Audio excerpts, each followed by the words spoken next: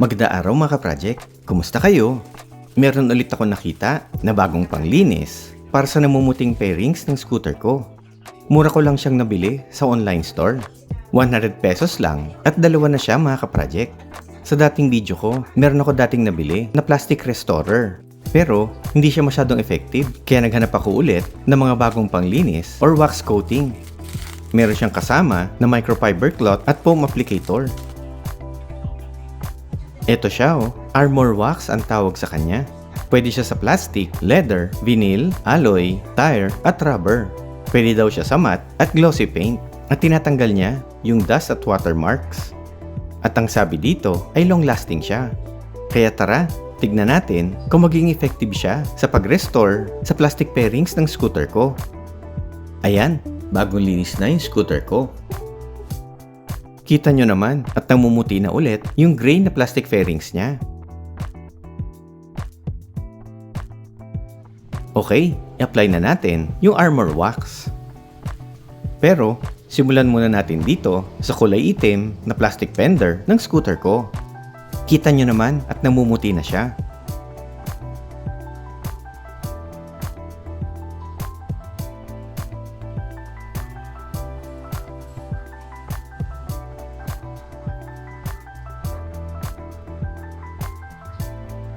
Wow, okay yung effect niya. Para siyang basa at bagong linis. At na-restore niya yung black color niya. Hindi rin siya ma-oily or madikit mga ka-project. Ayan, ito din yung dating namumuti na area at lalagyan ko ng madaming Armor Wax.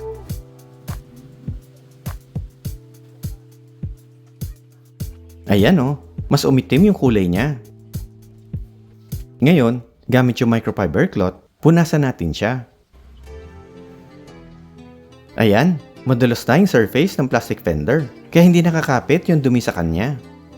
Mukha na siyang malinis at bumalik yung itim na color niya para na siyang bago mga ka-project. Ito yung before at after niya mga ka-project. Ang ganda ng pagka-restore ng black color niya. Ngayon, subukan na din natin dito sa plastic airbox at gearbox niya. Ito din yung problema ko. Namumuti siya agad tulad nung ginamit natin na dating plastic restorer dahil ang bilis niyang mamuti.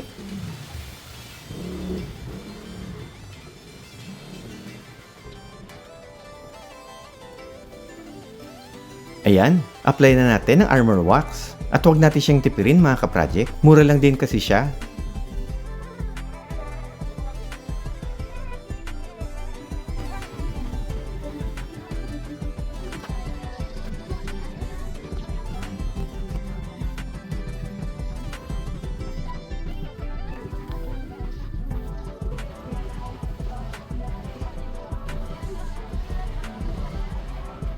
Ayan yung dati niyang itsura. Tapos, ganito na siya ngayon. Ang galing, parang bago na siya ulit mga ka-project. Ngayon, ito na yung pinaka-challenging na i-restore, yung gray na plastic fairings niya. Nako, sana mag-effective siya. Uy, aba, naging gray na talaga siya. Parang yung original color niya. Ayan yung before, at ayan yung after niya Ayos. Ginanahan tuloy ako, nalagyan na lahat ng namumuting gray fairings ng scooter ko.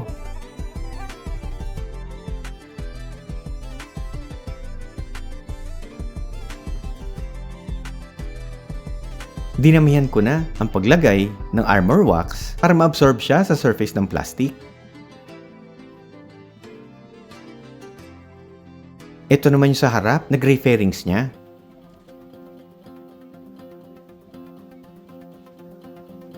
Wow! Mukha siyang bago mga ka-project.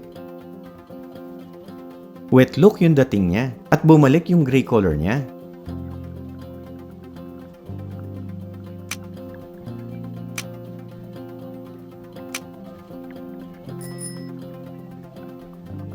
Okay, lagi din natin siyang punasan ng microfiber cloth para mag-shine at kuminis siya.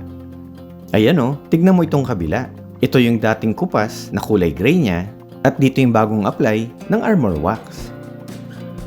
Ito yung before. At ito yung after niya. Ito ulit yung before. At after niya. O di ba? Ang laki ng improvement niya mga ka-project. Okay, ituloy na natin ang pag-apply ng armor wax. Dito naman sa side na to.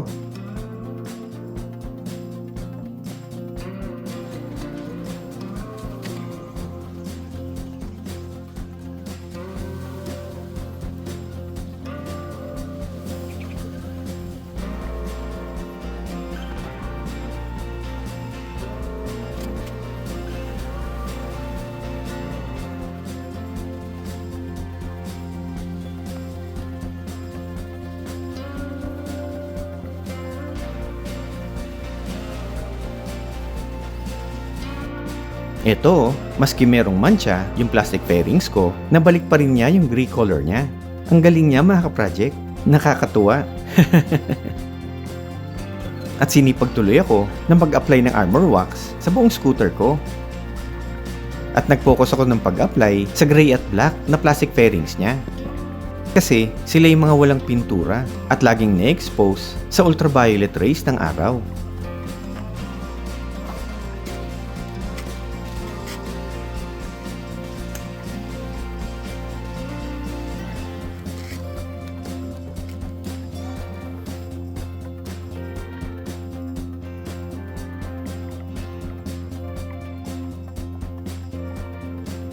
At syempre, huwag kakalimutan na lagi siyang punasan ng microfiber cloth mga ka-project.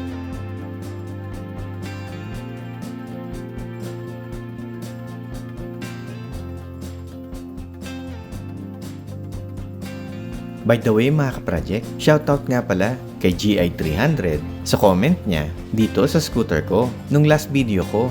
Maraming salamat sa'yo.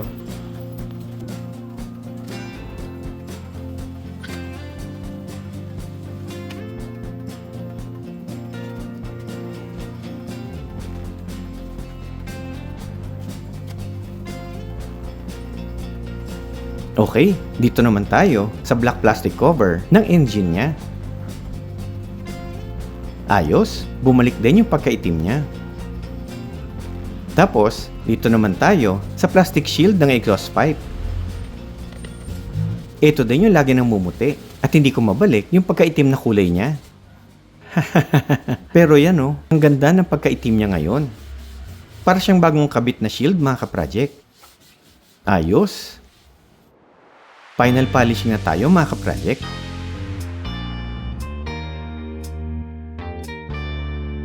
At mukhang na-restore na natin yung scooter ko.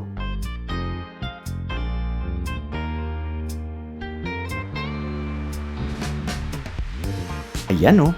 Wow! Ang ganda ng scooter ko. Para siyang bagong bili. Natuwa ako dito sa bagong wax na nabili ko. At sana magtagal yung coating niya. Ito na naman ang bago kong tuklas mga ka-project. Kamusta mga ka-project? Tara, makalipas na isang linggo, tignan nga natin kung kumupas yung wax na coating niya. Kita nyo naman, andito siya lagi sa garahe ko at madalas siyang naarawan.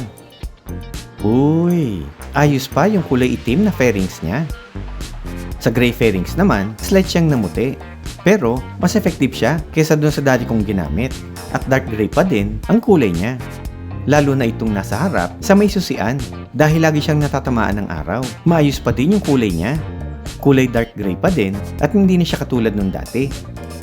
Okay, dito naman tayo sa airbox at gearbox cover na mabilis mamuti.